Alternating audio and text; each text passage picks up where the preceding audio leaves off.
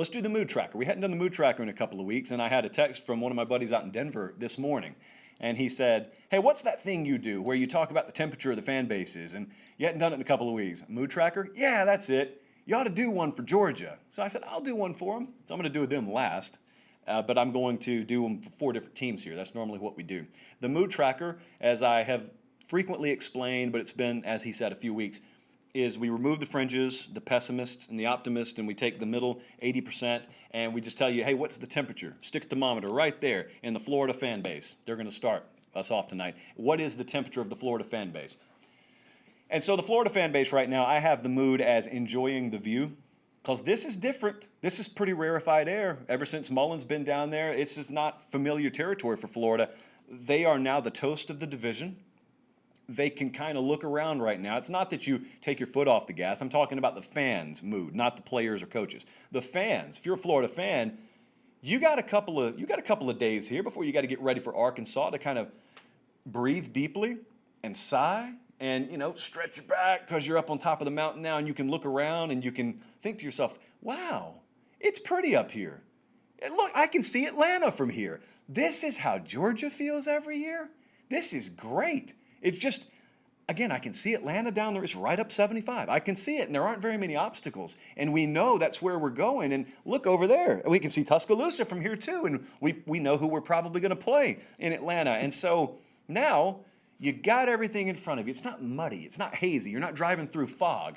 And that's a view you should enjoy. Again, you can't have that attitude as a player, but you guys in the Florida fan base, you're a secretary on Tuesday afternoon. You're a construction worker. You don't have to strap it up. So you got time to enjoy and then drive home and listen to a podcast and listen to someone talking about you enjoying for a change the view come early November. These are pretty good times for Florida fans. And now, I almost went with another more aggressive observation, and that's kind of being in feeding frenzy mode, because you could also describe it as that, but that has to do more with recruiting.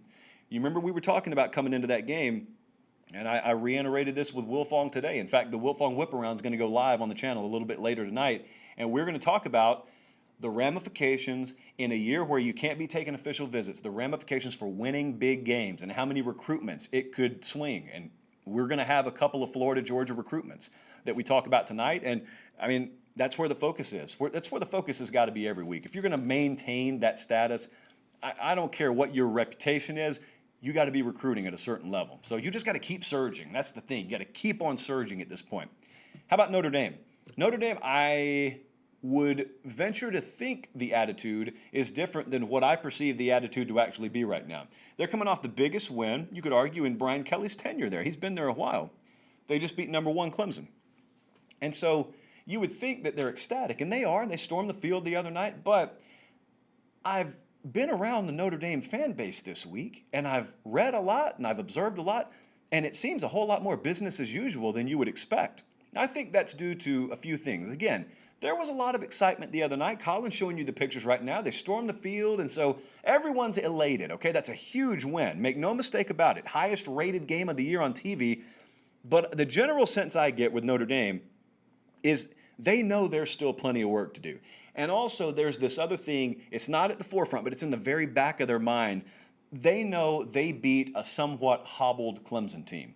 Now that doesn't take away the value of the win at all to me, nor does it to them. But what it does is, especially when you know you got to play them again to get where you want to go, you know that, well, you're going to face a team that has Trevor Lawrence probably starting at quarterback. Don't know how big a difference that would have made the other night. Uiagalelei played out of his mind, but you also consider that you're probably going to face a healthier Clemson defense, and I think that will make a difference. But you also know you didn't play perfect football the other night. So once you start drilling down into the granular, finer details of that matchup and the rest of your season, you realize we're still in the heat of battle right now. They got to play Boston College Saturday. They're not even favored by 2 touchdowns. They're going to have some competitive games here. I'm going to show you Thursday what our model thinks about that game, but make no mistake, that's a losable game. They are not dynamic at quarterback enough, even though Ian Book's coming off the game of his life, to take any of these games for granted. So you got to be business as usual. At this point, I think even the fan base probably feels a lot like the players and coaches do. So they know, fortunately, just like Florida, they still got everything in front of them. You can enjoy the view, but also keep your nose down. Penn State, Not so much. Penn State is in funhouse mode. I had to think for a second on this one.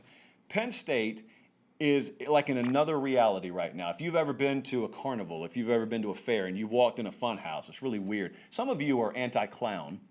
I'm not necessarily pro-clown, but I don't believe that outside of the ones in Are You Afraid of the Dark, formerly great show on Nickelodeon, I don't believe they're actually capable of doing you harm. So I'll go in a funhouse. But when you go in a funhouse, nothing looks right. You don't look right because every mirror that you look into is oblong and it's weirdly shaped. So it makes you look really wide and really tall, and no one just looks normal. And that is Penn State football this year. There were high hopes.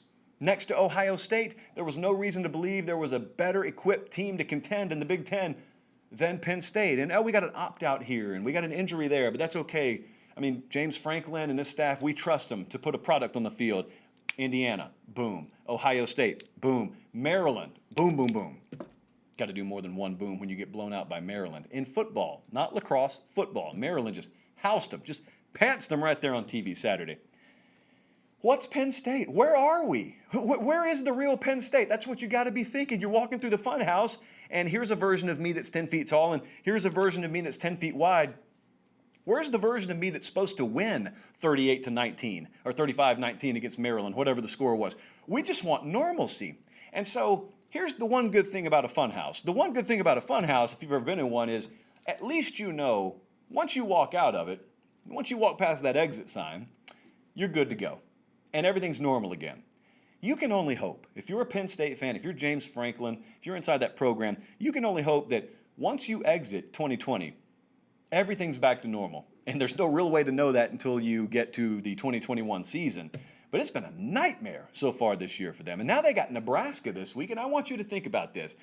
And I was very proud of them. I was fully on board with it. Nebraska was very vocal about wanting a season to happen. Penn State, likewise, very vocal about wanting a season to happen. What kind of odds could I have gotten that by the time those two teams play, and they play Saturday, they would have been a combined 0-5? They haven't won a. Someone's winning Saturday if they play. That much I can shake the magic 8 ball and tell you. So someone's coming away with a win. But wow, it's just crazy times in college football in the Big Ten. And lastly, we wrap it all the way back around and we go to Georgia. Georgia is in apply pressure mode. If you've ever cut somewhere close to the carotid artery, you know, and I am not a doctor, trust me, but even I know. Even I've watched enough Sylvester Stallone movies to know you got to apply immediate pressure. You got to stop the bleeding. And that's kind of where Georgia is right now. This is not a disaster of a season. It's only a disaster if you have the highest of high expectations, which they do. Penn State would trade places with Notre Dame or with Georgia in a New York minute. They trade with Notre Dame too, obviously. So you just got to stop the bleeding. The world is not coming to an end. However, here's what the concern is. The concern is, can we stop the bleeding? Can we just make this a 2020 thing? We lost to Alabama. Hey, everyone loses to Alabama. We lost to Florida. Well, it was going to happen eventually. I mean, even the best runs that we've ever had in the history of that series, we don't win 15 in a row. I mean, eventually they're going to get one. Do they just get one? Or is it them starting their own string? Because we got to get quarterback, as we just talked about ad nauseum, figured out. And we got to get healthy because we're all kinds of banged up right now. First thing is we got to make sure we finish the rest of the season. Georgia's got very winnable games. In fact, let me pull this up while we're on the air, and I've got a laptop in front of me. Georgia right now is looking at a trip to Missouri, and then they have got Mississippi State at home, and then they got a trip to South Carolina, and then they got Vanderbilt at home. Those are 4 opponents they'll be favored by double digits against. They should go 4-0 to end the year. And I don't think anyone's arguing with that. So the first key in stopping the bleeding is just make sure you win the games you're supposed to win. They've lost to, as far as I can tell right now, currently probably the 2 best teams in the conference. And if A&M wants to argue, I would gladly listen. But they've lost to 2 of the best 3 in the conference, let's say. Don't start bleeding in recruiting. Don't start bleeding in transfers. Don't start bleeding more in losing games now that you are a definitive favorite in. As long as you can manage and maintain that, you'll be okay come 2021 when, again, hopefully, every finger crossed again, everything's back to normal.